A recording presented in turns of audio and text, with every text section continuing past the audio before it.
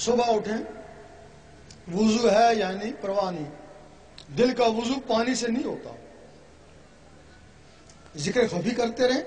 ذکر خفی کوئی منزل نہیں ہے، جب دل کی دھڑکنوں سے اللہ نہ شروع ہو جائے تو وہ ذکر قلبی ہے نا۔ جس دن تمہارے دل کی دھڑکنیں اللہ اللہ پکاریں، آج تمہارا طریقت میں پہلا قدم ہے، آج تمہاری منزل جاری ہو گئی۔ جب دل کی دھڑکنوں نے اللہ اللہ پکارا، یہ طریقت ہے۔ اللہ اللہ کرتے کرتے جب اللہ تک پہنچ جاتا ہے تو یہ حقیقت ہے نا۔ حقیقت کا تعلق ان نظروں سے۔ ہمارے علماء کہتے ہیں، وہ عالم ربانی نہیں کہتے، وہ خاموش ہیں۔ عالم سو کہتے ہیں کہ سب کچھ شریعت میں، وہ کہتے ہیں کہ سب کچھ شریعت میں ہے۔ اب طریقت کو بھی شریعت میں، حقیقت کو بھی، اللہ کے دیدار کو بھی شریعت میں۔ ہم ناروے میں گئے تو وہاں ایک تختی لگی ہوئی ہے، وہاں لکھا ہوا ہے کہ اس کے آگے دنیا نہیں ہے۔ اگر کوئی دنیا کا مہم جو ہوا وہاں جا کے ساکن ہو جائے گا نا۔ جب تم نے کہا کہ سب کچھ شریعت ہے، کوئی اللہ کا طالب ہوگا تو شریعت میں پھنس جائے گا نا۔ کیوں نہیں کہا کہ آگے طریقت بھی ہے، حقیقت بھی ہے، معرفت بھی ہے، دیدار بھی ہے۔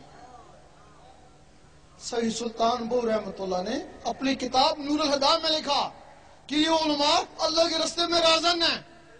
ہم سوچتے تھے یہ کیا لکھ دیا، یہ تو ہم کو نمازیں پڑھاتے ہیں، قرآن بھی انہوں نے پڑھایا، تو سلطان صاحب کہتے ہیں یہ رازن ہے۔ یہ ایک ہی بات پہ پکڑے گئے، جب انہوں نے کہا کہ سب کچھ شریعت میں، یہ اسی بات پہ پکڑے گئے۔ اللہ،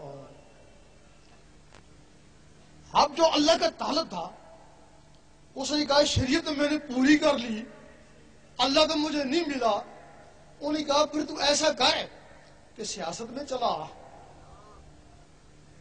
حضور پاک نے بھی سیاست کری تھی، اس کو سیاست میں لے آئے۔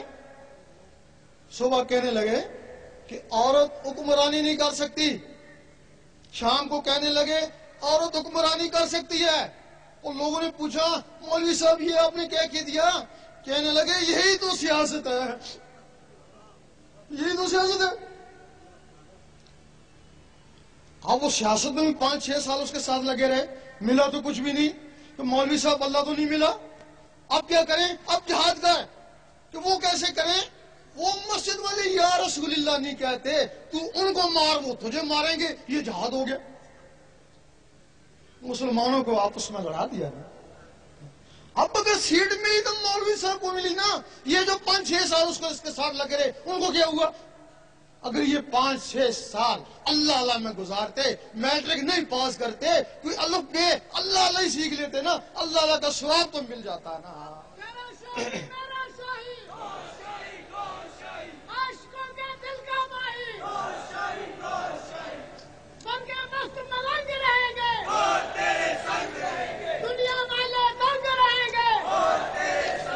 اب کچھ لوگ جن کی دل کی دھڑکنیں ہیں وہ تو اس کے ساتھ اللہ اللہ ملا لیں گے، تو جن کی دھڑکنیں خاموش ہوگی وہ کیا کریں؟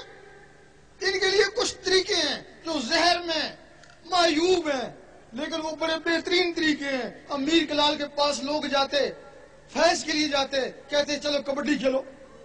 لوگ کہتے ہیں ہم تو فیض کے لیے ہے، بولتے ہیں ہمارا فیض کبڈی میں۔ ان کو خوب دوڑاتے، جب دل کی دھڑکنیں اوپر تھی کہتے اب کبڈی کو چھوڑو، آپ ان دھڑکنوں کے ساتھ اللہ اللہ ملاؤ۔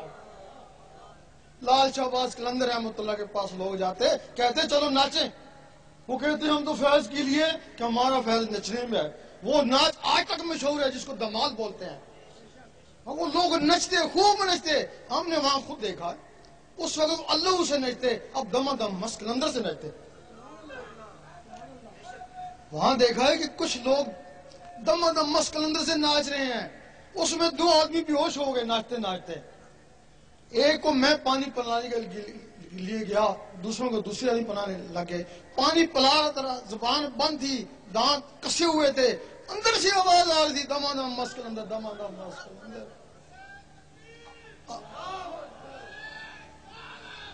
اور سوچا اس وقت دما دم مست قلندر سے قلبوں سے آواز آ رہی ہے، اس وقت تو یہ اللہ میں ناچتے تھے، اس وقت ان کے دلوں سے اللہ کی آواز آتی ہے۔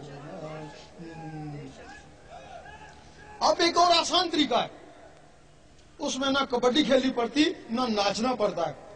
یہ اللہ کی ضربیں لگائیں, گھنٹہ 1.5 گھنٹہ جب اللہ کی ضربیں لگائیں گے تو وہی پوزیشن پیدا ہو جائے گی جو کبڈی سے ہوتی ہے, اور دل کی دھڑکنیں ابھریں گی, وہ دھڑکن کے ساتھ اللہ ملائیں. جب وہ رگڑا لگے گا گرمی بھی آئے گی, اگر گرمی لگے تو دروشی پڑے, وہ اس کو ٹھنڈا کر دے گا. پھر اللہ کا ذکر کرے, پھر گرمی لگتی ہے, پھر دروشی پڑے, پھر وہ اس کو ٹھنڈا کر دے گا.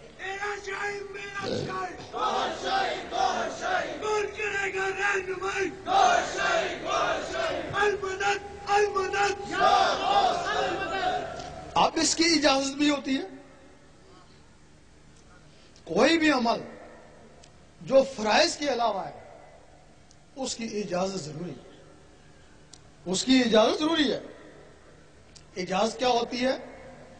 آپ یہاں تہجد پڑھتے رہیں, کام تو بڑا اچھا کر رہے ہیں, لیکن شیطان ایک کونے پہ کھڑا ہنستا رہتا ہے, وہ تھکتا ہے, تیرا دل تو میرے ہاتھ میں ہے نا, جب جی چاہوں گا اس کو موڑ لوں گا.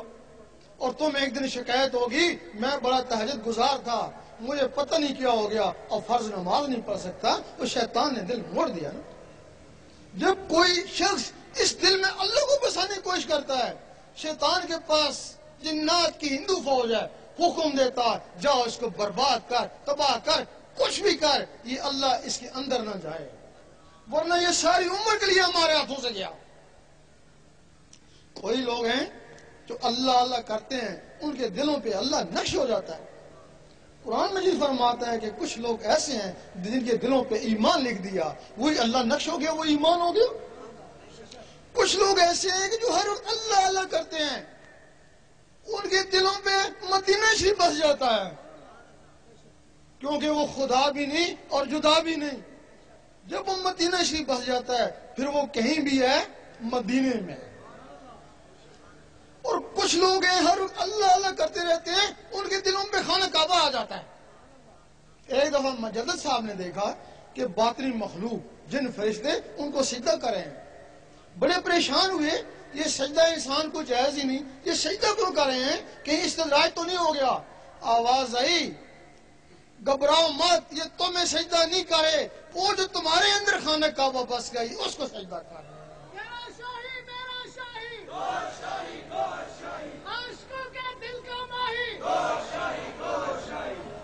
جب رابعہ بصری رحمۃ اللہ کے دل پہ وہ خانہ کعبہ آیا, اس کعبے کو حکم ہوا جا جا کر اس کا طواف کر.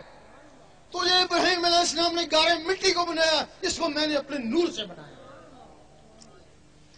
اب کچھ لوگ کہتے ہیں وہ کعبہ مسالی ہوگا. مسالی کا مطلب اس کی طرح بن ہو گیا.